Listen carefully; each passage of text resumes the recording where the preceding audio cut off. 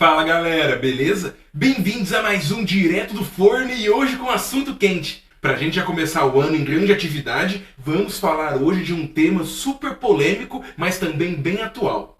O que diabos é o novo ensino médio e o que a gente deve esperar disso que vai ser a grande transformação educacional do ano? Mas antes da gente seguir com esse papo, você já sabe, né? Deixa aí o gostei no vídeo, se inscreve no canal e se curtiu, compartilha com os amigos. Galera, rumo a 2.700 inscritos. E não se esqueçam que eu sempre deixo aqui embaixo, na descrição do vídeo, um monte de bibliografia para quem quiser se aprofundar mais. Assim como também as minhas redes sociais, que eu posto conteúdo sobre história e política. Segue lá. Mas chega de papo furado, vamos logo pro vídeo. É sempre complicado falar de educação brasileira porque é como se fosse chutar cachorro morto. Em um país que muita gente ainda não sabe ler ou escrever, que 29% da população é analfabeta funcional. Um país que está na posição 60 de 76 no ranking da OCDE e que tem fracas expectativas de futuro, já que a gente tem um grande desemprego entre a geração de 18 a 24 anos, um péssimo incremento do ensino superior e ainda 30% dos jovens sendo neném, sem emprego ou sem educação sendo cursada, a gente tem muito problema para tentar ser resolvido. E é nessa seara de discussões e, ao mesmo tempo, novas mudanças educacionais para manter o aluno na escola, melhorar os nossos índices globais e também resolver o problema da produtividade, da qualificação, da pobreza, entre várias outras questões, a reforma do ensino médio está sendo o assunto da vez. O nosso ensino médio atual, primeiro, segundo e terceiros anos, são pautados na ideia de que cada ano um aluno tem que cursar 200 dias letivos. Ou, convertendo isso, 800 horas aula por ano. Então você vai lá, faz 800 no primeiro, no segundo e no terceiro, e no final do ensino médio você tem, atualmente, cursado 2.400 horas. Esse fluxo de tempo é composto pelas disciplinas que a gente conhece hoje. Português, matemática, física, química, biologia, história, geografia e por aí vai. Essa seara de disciplinas são todas obrigatórias, você tem um número de aulas ali que você cumpre, alguns mais, outros menos, isso também depende do critério da escola em proporcionar isso ao aluno, e além disso, você tem também uma questão de linearidade. Os planos que o professor tem que fazer quando ele começa a dar aula são anuais. Você sabe que o conteúdo de tal coisa é no primeiro ano, no segundo, no terceiro. Sabe que você irá continuar um assunto no ano que vem ou vai dar seguimento a uma matéria do ano anterior. Então a gente tem uma linearidade do primeiro, do segundo, que vai acabar no terceiro. Então essa é a estrutura básica do ensino médio hoje em dia. O novo ensino médio vai mudar isso de forma brutal. As 2.400 horas dos 3 anos somados que você tem que cursar agora se tornarão 3.000. Sim. Essa ideia de você aumentar a carga horária é uma ideia forte de escola integral, que a BNCC tem desde o ensino fundamental. Você tem que passar mais tempo na escola, tem que passar mais tempo fazendo atividades que estimulem seu conhecimento, aumentem sua qualificação, entre outras coisas. Dessas 3.000 horas que agora nós teremos no ensino médio, a gente vai ter um monte de pequeno detalhe que já garante novidades. Por exemplo, você não tem mais aquilo de conteúdo de primeiro, segundo ou terceiro ano.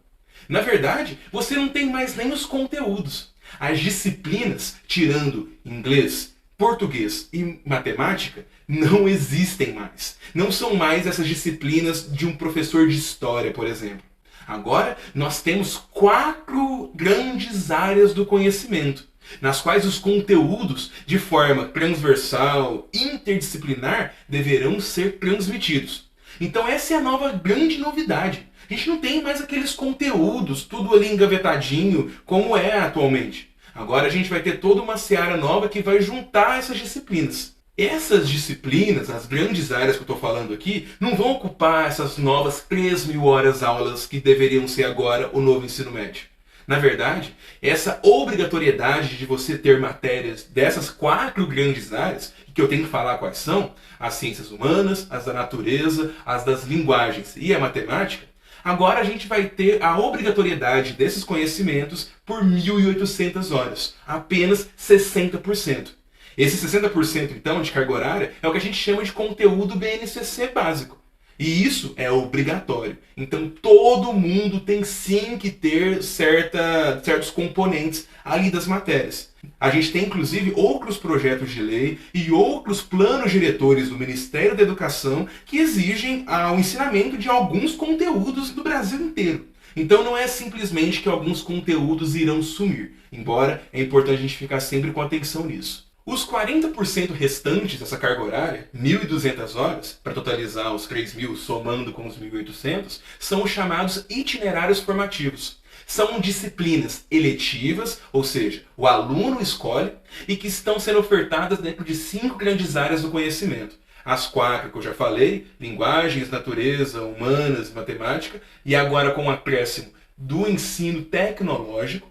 E o aluno vai lá e vai escolher fazer determinada área, determinada disciplina que vai ser ofertada pela escola. Não é simplesmente você aprofundar em história ou matemática. A ideia é que esses itinerários deem conteúdos mais generalistas, focados em uma resolução de um problema, protagonismo do aluno e, principalmente, contato com outras áreas que ele está vendo, tanto nas matérias da BNCC, quanto, inclusive, poderia ver em outros itinerários. Esses itinerários podem ser semestrais ou anuais e, principalmente, eles também podem ser mudados. Um aluno que ao fim do semestre ou ao fim de um ano não gostar de determinado itinerário, ele pode sim optar por trocar. Esse novo ensino médio, então, com 60% da BNCC e 40% de itinerário, seria o que o aluno do ensino médio agora vai ter na escola. E isso, obviamente, no futuro, pelo menos, se espera que tenha um planejamento sobre isso, vai também atualizar os vestibulares, que vão focar em questões mais específicas para certas graduações, entre outros aspectos. E essa modernização passa muito por reduzir os conteúdos, aumentar a proatividade do aluno, o seu protagonismo, sua interação com o seu próprio território ou comunidade. E nisso a gente tem que entender que os pressupostos que norteiam isso são as competências e as habilidades. Agora, o aluno não tem que ficar refém necessariamente de conteúdo ou de uma cartilha do livro didático. Em tese, ele tem que desenvolver as suas habilidades dentro de algumas competências selecionadas para que ele consiga, nas avaliações, seja na escola, na faculdade ou nas habilidades para a vida, e ele consiga de fato ser alguém dito como competente. Essa é a ideia. A habilidade é você ser hábil para executar alguma atividade, você conseguir manipular, seja física, mental, cognitiva, e resolver um problema. E a competência, você é um ser competente quando você consegue pegar e manipular suas habilidades para resolver um problema de forma satisfatória. É um ser competente que consegue executar algo, utilizar as suas várias habilidades e ter uma capacidade de resolução boa. E essa é a ideia. Cada grande área do conhecimento, aquelas 4 que eu citei da BNCC, tem as suas competências próprias. E aí é que eu chego nas ciências humanas e sociais aplicadas, que temos 6 competências e 31 habilidades, misturando um monte de conteúdos e ideias de história, geografia, filosofia e sociologia. A gente não pode pensar mais em disciplina como algo fechadinho. Agora a gente tem várias questões bem vocabulárias de desenvolver o cognitivo do aluno que passam em entender as habilidades para você conseguir alcançar uma determinada competência. E em ciências humanas, principalmente, a gente já tem todo um desenvolvimento focado na ideia de resolução de conflitos, noções de pertencimento, oposições entre civilização e barbárie, território e fronteira, entender a alteridade, o conhecimento do outro, entender como funcionam as instituições, entender como funcionam os grupos sociais, as ferramentas de pressão, entender como a filosofia serve como elemento crítico, como um combustível para abstração e reflexão, entender a história como um mecanismo que possibilita entender o homem no tempo, os processos, os vários usos do tempo e da temporalidade. E na geografia, entender as questões da sustentabilidade, do trabalho, do homem com a natureza, entre várias outras questões. A gente não tem uma seara bem específica de cada conteúdo, porque essa não é a problemática principal. As habilidades o são. Então você tem que entender que um professor que vai lecionar, por exemplo, sobre a antiguidade, não vai falar de democracia ateniense focando apenas no conteúdo que está previsto para ser dado no começo do primeiro ano do ensino médio. na verdade, é entender que a democracia ateniense é um exemplo de manifestação política, que pode ser analisada de forma comparativa com outras temporalidades, com outros momentos, entender as limitações e avanços que a gente tem da nossa época para a época de Atenas. E isso pode ser dado, inclusive, como última matéria do terceiro ano do ensino médio. Nada impede. Não temos mais uma linearidade. Então, são várias novidades que, de fato, empolgam bastante. Principalmente para mim, que quem conhece o canal sabe que eu não sou o maior fã de conteúdo e estou sempre questionando o porquê o aluno tem que aprender determinada coisa em história. Só que é um documento, é uma posição oficial e por mais que seja o resultado também de articulações horizontais, manifestações civis, pareceres técnicos de intelectuais renomados, a gente tem também o componente político, o componente de gente que tem a ganhar com essas questões. A gente tem um monte de críticas a serem feitas a esse documento que acabam destruindo um pouco o que é ele na teoria e questionam muito a sua viabilidade prática. E a primeira grande crítica que existe hoje em dia é algo que também é a última coisa que eu vou falar do novo ensino médio, que é a novidade do projeto de vida, que é um projeto que a escola tem que ter para nortear os alunos em questões de orientação, para a vida mesmo, de escolha de carreira, de qual competência ou área o aluno se identifica mais, qual é a ideia de futuro, onde o aluno se vê no futuro, entre um monte de outras questões que envolvem as emoções, o pertencimento social, a noção profissional. E por mais que é uma ideia até que boa de você articular e fazer o aluno pensar na vida dele, você não tem nenhuma regulação sobre isso na própria BNCC. Não explica se é um psicólogo, se é um coach, se é o diretor da escola, um coordenador pedagógico. Não fala direito o que a escola deve de fato executar sobre esse projeto de vida. E isso é um grande exemplo de como as coisas, por serem muito norteadoras e de base, acabam deixando muitas escolas às escuras em não saber direito como executar a BNCC, que é agora obrigatória. Outra crítica que a gente também pode traçar sobre a forma como a BNCC está sendo executada, e esse novo ensino médio, é a questão que os estados são os responsáveis por definir os currículos. E por mais que isso pareça uma coisa boa, que aumenta a experimentação e a autonomia das secretarias e, por sua vez, os municípios e escolas, a gente vai ter, na verdade, um monte de nebulosidade, já que poucas pessoas sabem como é que funciona a secretaria estadual que coordena a educação do seu estado, não sabe direito como é que está sendo a zona de pressão, porque as assembleias estaduais geralmente são bastante nebulosas, para não dizer bem esquecíveis, e a gente ainda tem um monte de batalhas de núcleos de poder que vão tornar de forma regional algo obrigatório, justificando através da base. É o que muita gente critica em como está sendo feita a execução da base no estado de São Paulo, no estado do Rio Grande do Sul, no norte, onde a gente tem um grande componente religioso importante, querendo entrar ali na base e colocar alguns elementos religiosos de maneira bastante espúria. Fora que, por mais que seja uma base que quer deixar as mãos livres dos educadores para fazer os seus currículos, as escolas e tudo mais, a gente ainda tem uma grande imposição por você ter que utilizar essas habilidades do jeito que são. Por exemplo, você pode sim criar novas habilidades e colocar no currículo da sua escola. Se você for público é mais difícil. Mas num particular, por exemplo, pode acrescentar e subir os tijolinhos dessa casa que começam na base nacional comum curricular. O problema é, e se você não quiser utilizar uma daquelas habilidades ou achar que ela não está sendo bem executada? Você não pode não utilizá-la. E isso é um problema burocrático complicado em um documento que promete tanto a liberdade. E essa questão dos estados é ainda mais problemática porque a gente tem um grande ambiente deficitário dos estados do Brasil. Grande parte deles gasta muito com funcionalismo e de uma maneira bastante burra, inclusive, porque o grosso do serviço público ainda ganha muito mal.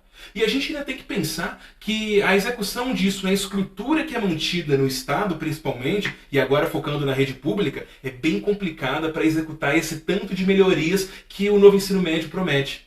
Como é que vai ser ofertada essa quantidade de itinerários? Ou não vão ser ofertados? Vão ser apenas 1 ou 2? Como vai funcionar um ambiente tecnológico? Sendo que a gente nem em São Paulo, que é muito reconhecido pelo ensino técnico, pelos ETECs que a gente tem, que são muito internacionalmente famosos, inclusive, não estão presentes em todos os municípios. Como vai funcionar esse modelo de escola integral? Tem espaço no orçamento para os novos gastos que vão acontecer com isso? Vão remanejar funcionários? Vai ter formação prática para essa galera? Vai ter uma formação continuada, melhor dizendo?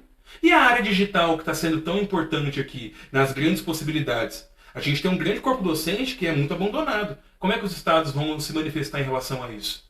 E nisso, a gente percebe que tem uma grande barreira da própria educação pública, que não está conseguindo ofertar de maneira satisfatória os itinerários, o ensino técnico, entre outras questões, e vai ter uma grande desigualdade em relação a isso, já é muito apontado, em relação a como as escolas particulares vão possuir um grande leque de oportunidades. Mesmo escolas particulares de baixo custo e baixa institucionalidade, melhor dizendo, não vão conseguir prover muita coisa. Então a gente pode ver que as escolas realmente de elite vão realmente nadar de braçada e podem experimentar bastante coisa legal. Mas e a galera que não vai conseguir? Como é que vai funcionar o asseguramento do ensino básico, que é algo garantido na Constituição? É o grande plano que os sindicatos e as organizações estudantis estão brigando com seus governos estaduais hoje em dia. Como é que vai acontecer? Fora a oferta de internet, porque se você quer aumentar as horas-aula, como é que você vai fazer com o pessoal do noturno que precisa trabalhar de manhã e não tem como direito frequentar a escola? E se o grande propósito aqui é aumentar as possibilidades do aluno de participar da escola para ele ficar, para acabar com a evasão escolar, como é que você faz isso aumentando a quantidade de horas e não dá alternativas? Porque na BNCC não tem o que fazer com essa galera. Fora também a crítica que está sendo realmente bem feita a respeito dos professores de notório saber.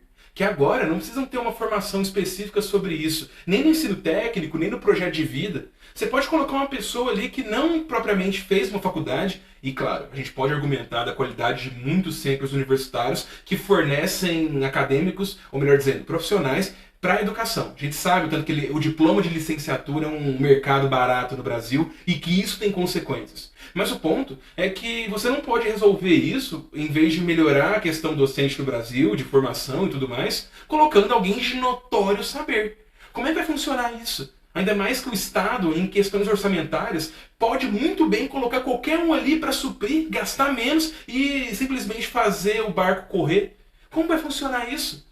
Fora também essas questões generalistas que a gente vai ter nos conteúdos. Beleza, eu tô adorando isso, porque eu tenho uma visão muito clara do que é história e do que é ensinado. Que eu sempre coloco para os pares, e eu acho que isso que é legal, você compartilhar as experiências e ver o que está acontecendo na educação, de para que caminho você vai, quais experiências você desperta, que processos e habilidades você faz um aluno ter. Mas e aí? E a galera que não tem essas questões? Que não tem a mesma formação que a minha, não tem as mesmas questões sociais que eu. A gente sabe que existe um grande vácuo social nesse Brasil, uma grande desigualdade. Como é que vai funcionar a superficialidade do ensino? E a gente sabe muito bem para que lado essa corrente vai quebrar. A gente sabe muito bem que é sempre a camada mais pobre, que geralmente tem cor, que geralmente tem uma região específica. É essa galera que sofre, que tradicionalmente sofre, e fica a dúvida a respeito do que fazer. Como a educação básica, que deveria ser assegurada a todos, em sua modalidade pública ou privada, como é que ela vai fazer, na questão pública principalmente, de quem não tem condições materiais para lutar por essa educação. Que agora na pandemia está tendo que trabalhar em subemprego para conseguir levar o sustento em um país de inflação alta e custo de vida maior ainda. São questões realmente complicadas e que fazem a experiência do novo ensino médio ser bastante complexa e que vai deixar bastantes marcas. Eu acredito sim num legado positivo desse novo ensino médio, porque eu gosto bastante dos postulados pedagógicos. A ideia de habilidades e competências, a ideia de você aumentar o escopo do professor, de você ter os itinerários e tudo mais. O problema é que a gente ainda tem várias searas e várias questões sobre a desigualdade educacional e incomoda esse debate pobre que está acontecendo do lado do pessoal que defende a educação pública e está chamando a atenção para essa desigualdade, colocando uma posição bem cruzadista de como o empresariado está querendo acabar com a educação e que Darcy Ribeiro estava certo, a educação, o povo burro é um projeto e tudo mais. Essas questões empobrecem muito e esquecem da gente olhar realmente os problemas de prática e também ignoram que tem uma galera boa que trabalhou em órgãos internacionais muito renomados e que está aqui também fazendo parte na construção pedagógica da nova base. É importante entender e melhorar esse debate e inclusive entender não só ver o lado das melhorias, e entender que tem muita gente que não vai ter acesso a elas. Esse debate tem que ser levantado, melhorado, e muitas questões do novo ensino médio vão ser levantadas ainda, principalmente as dúvidas que os professores estão tendo. Mas se a gente tiver atenção, que na minha cabeça é você ter bem atenção do que está sendo proposto pelo seu Estado, lutar pela sua liberdade e autonomia de cátedra, para você conseguir fazer cada vez mais com que suas aulas deem certo e estejam sim em contexto com os alunos e principalmente alimentando o protagonismo deles. Esse tipo de coisa para mim já vale muito a pena. Já chama atenção para a educação e a nova base traz um debate bastante rico. A gente tem que ver como é que vai sendo, fazer as críticas certas, melhorar o nível do debate e na minha posição de professor de história, eu tenho as minhas dúvidas, mas eu acredito que eu, pelo menos, consigo fazer bem o meu trabalho e gostar dos pressupostos. Acredito que muita gente compartilha disso, mas a gente não pode esquecer que vai ter muita gente que vai ficar para trás. E quando a gente fala de educação universal, isso não pode acontecer. E é isso, galera. Espero que tenham gostado desse vídeo. Bem-vindos de volta para essa nova temporada de Direto do Forno. Deixe nos comentários o que você acha sobre o novo ensino médio. Se você é professor, aluno, o que você acha? E a gente se vê na semana que vem com mais um Direto do Forno. Até lá!